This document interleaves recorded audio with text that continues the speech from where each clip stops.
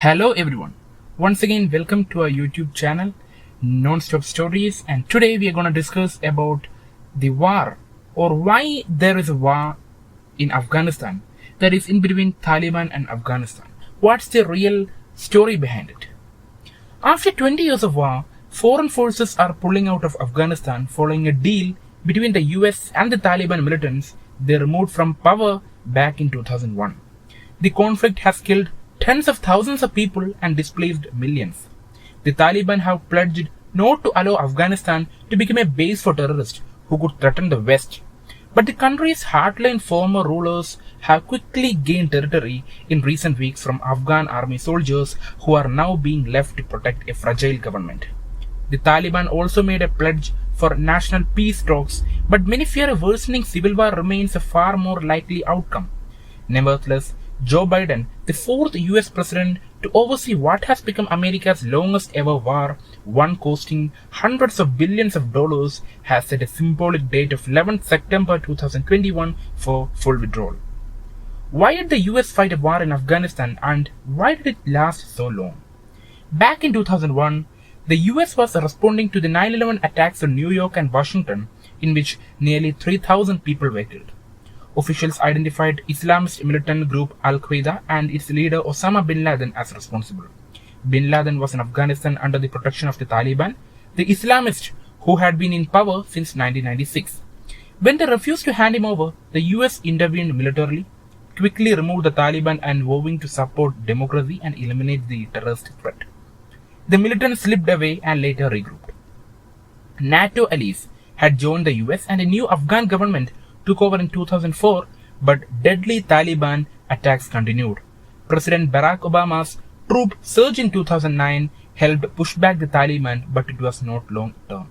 In 2014, at the end of what was the bloodiest year since 2001, NATO's international forces entered their combat mission, leaving responsibility for security to the Afghan army. That gave the Taliban momentum and they seized more territory. Peace talks between the US and the Taliban started tentatively, with the Afghan government pretty much uninvolved, and the agreement on a withdrawal came in February 2020 in Qatar. The US-Taliban deal did not stop the Taliban attacks. They switched their focus instead to Afghan security forces and civilians and targeted assassinations. Their areas of control grew. 20 years of conflict in Afghanistan, and what happened when? From 9/11 to intense fighting on the ground and now full withdrawal of US-led forces, here's what happened. 11 September 2001, 9/11. Al-Qaeda, led by Osama bin Laden in Afghanistan, carries out the largest terror attack ever conducted on US soil. 4 commercial airliners are hijacked, 2 are flown into the World Trade Center in New York, which collapses, 1 hits the Pentagon building in Washington, and 1 crashes into a field in Pennsylvania. Nearly 3,000 people are killed. 7th October 2001, first airstrikes. A US-led coalition bombs Taliban and Al-Qaeda facilities in Afghanistan. Targets include Kabul, Kandahar, and Jalalabad. The Taliban, who took power after a decade-long Soviet occupation, was followed by civil war, refused to hand over bin Laden. Their air defenses and small fleet of fighter aircraft are destroyed. 13th November 2001. Fall of Kabul.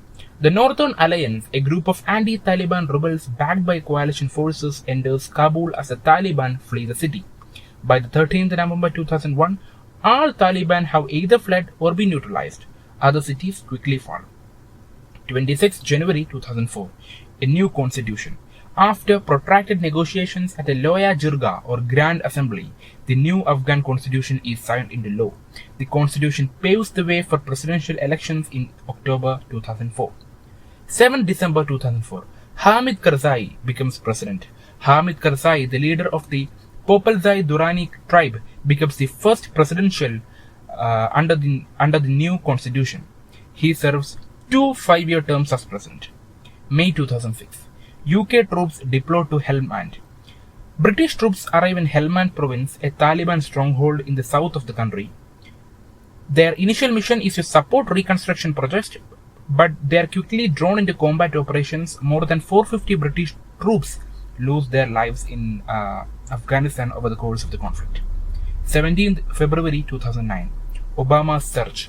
US President Barack Obama approves a major increase in the number of troops sent to Afghanistan. At their peak, they number about 140,000.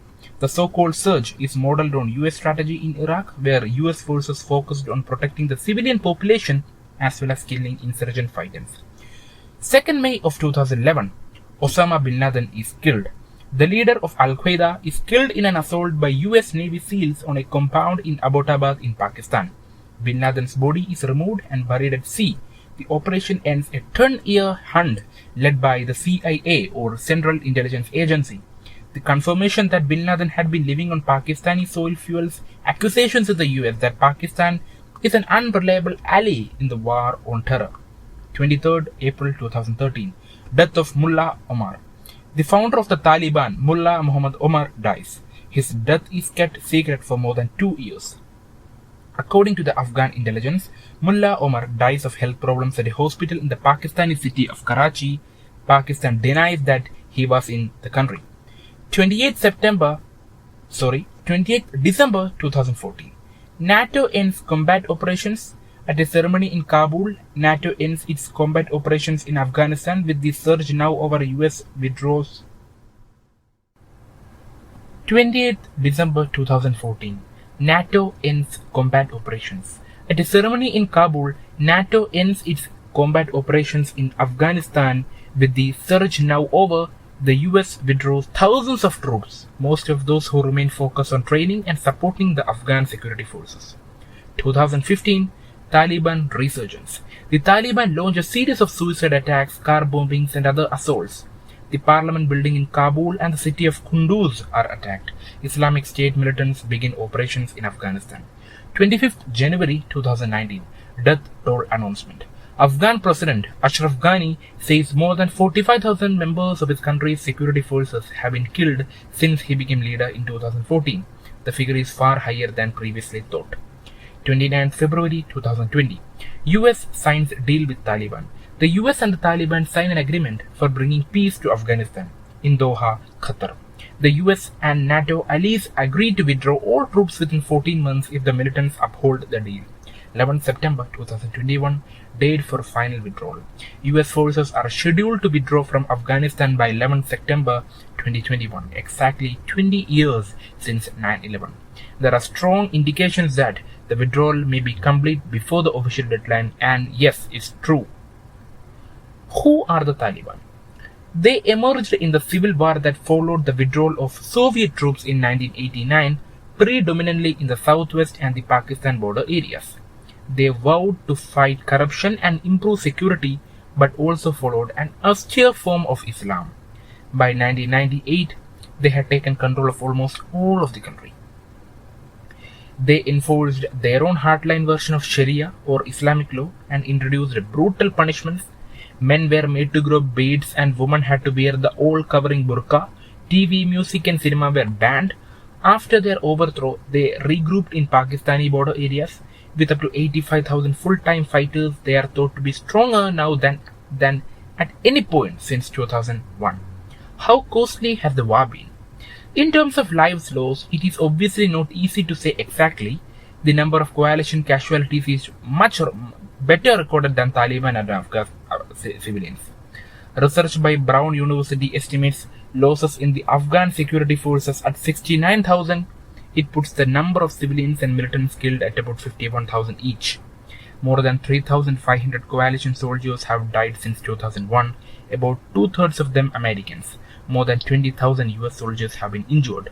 According to the United Nations, Afghanistan has the third largest displaced population in the world. Since 2012, some 5 million people or 50 lakh people have fled and not been able to return home, either displaced within Afghanistan or taking refuge in neighboring countries. Brown University research also puts the US spending on the conflict, including military and reconstruction funds in both Afghanistan and Pakistan, at $978 billion or 706 billion euros up to 2020. What could happen next? The obvious question is, will the Taliban take over the country again? President Biden has expressed confidence that the militants will not topple the government in Kabul, but one US intelligence assessment in June concluded it could fall within 6 months of the military departure. By early August, the Taliban were in control of about half of the country. According to research by the BBC and others, the Afghan government disputed some of the militants' territorial claims. Fierce fighting was going on in a number of key cities, and several were in the hands of the militants. The US says it will keep 650 to 1,000 troops to guard the US embassy, Kabul airport, and other key government installations. The Taliban have said any remaining troops could be targeted. The other major fear is the country once again becoming a training ground for terrorism. Taliban officials insist that they will fully adhere to the deal and prevent any group from using Afghan soil as a base for attacks against the US and its allies. They say they aim only to implement an Islamic government and will not pose a threat to any other country. But many analysts say the Taliban and Al-Qaeda are inseparable, with the latter's fighters heavily embedded and engaged in training activity. It's important also to remember that the Taliban are not a centralized and unified force. Some leaders may want to keep the West muted by not stirring up trouble, but hardliners may be reluctant to break links to Al-Qaeda. Just how powerful Al-Qaeda is and whether it could now rebuild its global network is also unclear. Then there is a regional branch of the Islamic State group, ISKP, Khorasan province, which the Taliban oppose. Like Al-Qaeda, ISKP has been degraded by the US and NATO, but could use the post-withdrawal period to regroup. Its fighter numbers could be only between a few hundred and 2,000, but it may try to gain footholds in Kazakhstan, Kyrgyzstan, and parts of Tajikistan, which could be a serious regional concern. By the time I am recording this voice, it is said that Taliban have reached Kabul, but they have given assure that they are not going to use force to topple the government. But we are not sure about the things that are going to happen next. So let's hope for the best. But I want to say something that just think the situation of the people living there, how pathetic it is.